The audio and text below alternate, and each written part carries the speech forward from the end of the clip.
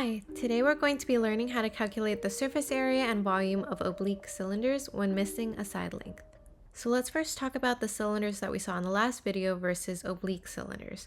So take a look at this picture over here. Notice that we have a stack of quarters. If I were to take these quarters and slant them over to the side like this, what do you think happens to its volume?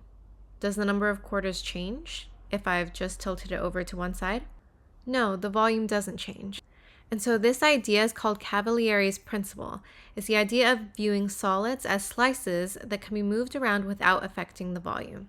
So here I have two cylinders. They both have the same radius and the same height. In the last video, we figured out that the volume of this right cylinder was 628 units cubed.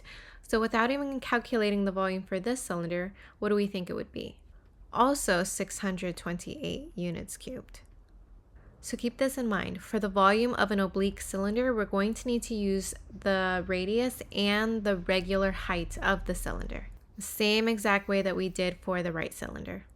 Alright, so we're going to go ahead and calculate the surface area and volume for this oblique cylinder. I'm going to start off with my surface area. So just like a regular cylinder, notice that we have a top, a bottom, and then this side in the middle. So I'm going to go ahead and label that. So I have the top, bottom, and side. Let's go ahead and start with the top and the bottom. Notice that they are both circles. We know the area of a circle is pi times r squared. In this case, my r is 10. So here's the radius. All right, pi times 10 squared is going to get me 314. If the top is 314, that means the bottom is 314 as well. All right, now let's go ahead and work on this middle part in here. So this is our side. Remember, to calculate the side of a cylinder, we're going to be using the circumference, which we know is 2 times pi times our r, which is 10. And then typically we would multiply this by the height. But for oblique cylinders, we're going to be using the slant height. All right, so that in this case is going to be 26. So circumference times the slant. All of this multiplied is going to get us 1632.8. Let's add all three sides together, and that gets us a total of 2260.8. And our units are just going to be UN squared. And that's the surface area. If we want to try applying our formula over here, we can go ahead and start off with 2 pi r squared. Let's go ahead and label our r. So in this case, our r, or radius, is going to be 10. So I'm going to do 2 times pi times 10 squared, and that's the first part of our formula. The second part here, remember we took the circumference, which we know is 2 pi r, but instead of multiplying it by h, which is just the regular height, I actually want to multiply by the slant. So I'm just going to use s to represent the slant height. In our picture over here, 26 would be the slant. So let's go ahead and plug that in. 2 times pi times our r of 10 times our slant of 26. Now let's simplify all this. These multiplied gets me 628 plus all of these multiplied gets 1632.8. And then if we add those together, again, we get 2260.8. units squared. So that's a surface area with the formula. Now let's move on to volume. So for volume, I'm going to take one of the circular bases, which we know is 314, and then I want to multiply it by the height, or however many layers there are. But notice that we do not have the height yet. So what we're going to need to do is we're actually going to need to solve for it. So let me draw the triangle out down here. So here's our 10. Here's our length of 26, and this is what we're solving for. So we're going to use the Pythagorean theorem. I'm going to label my A, B, and C.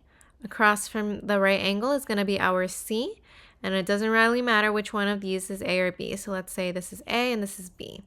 I'm going to plug it in. So A squared, or 10 squared, plus B squared is equal to C squared, or 26 squared.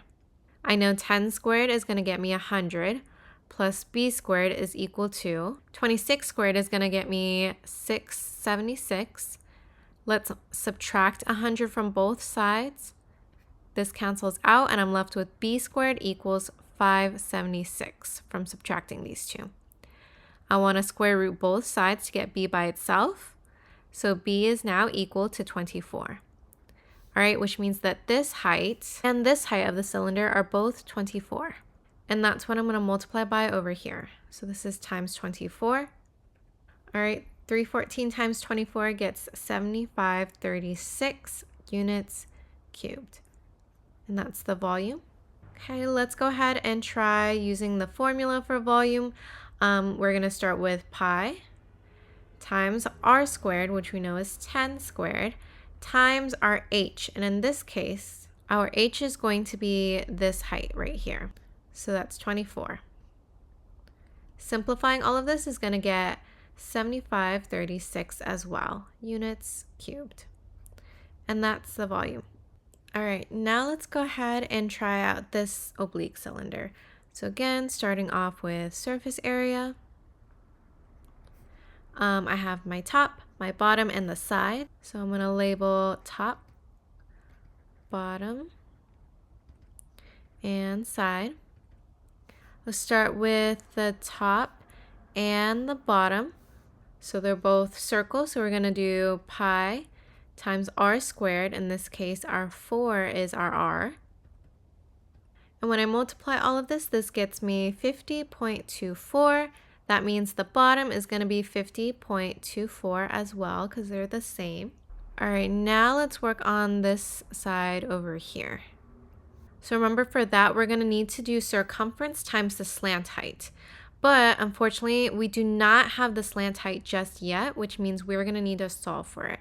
So let's use the Pythagorean theorem. I'm going to go ahead and label my A, B, and C.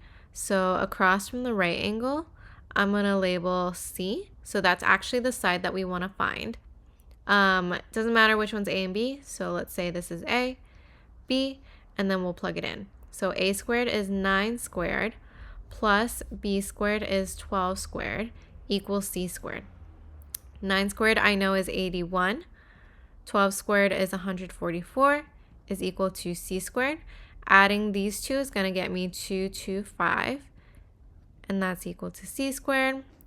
I want to square root to get rid of that square, and now I'm left with 15 is equal to c.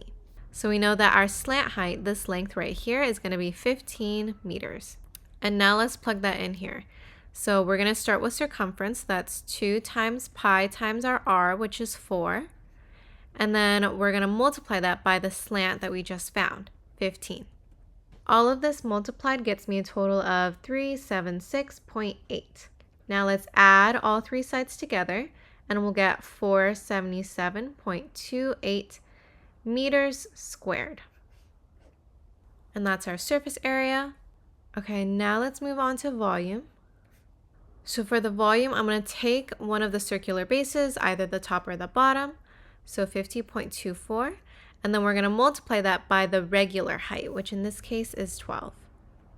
50.24 times 12 is going to get me 602.88, and that's meters cubed. So there's the volume. Now if we wanted to try applying these formulas, let's go ahead and start out with surface area. So notice that I have a couple variables. So I have r and then I have s. So if I want to label that in my picture, here is going to be my r, the radius, and the s was the slant height that we found. So we're going to do 2 times pi times r squared, which was 4 squared. I'm adding that to 2 pi r times s. So 2 times pi times r is 4 times s is 15. Okay, now let's simplify. So all of this multiplied together gets me 100.48. All of this multiplied gets us 376.8.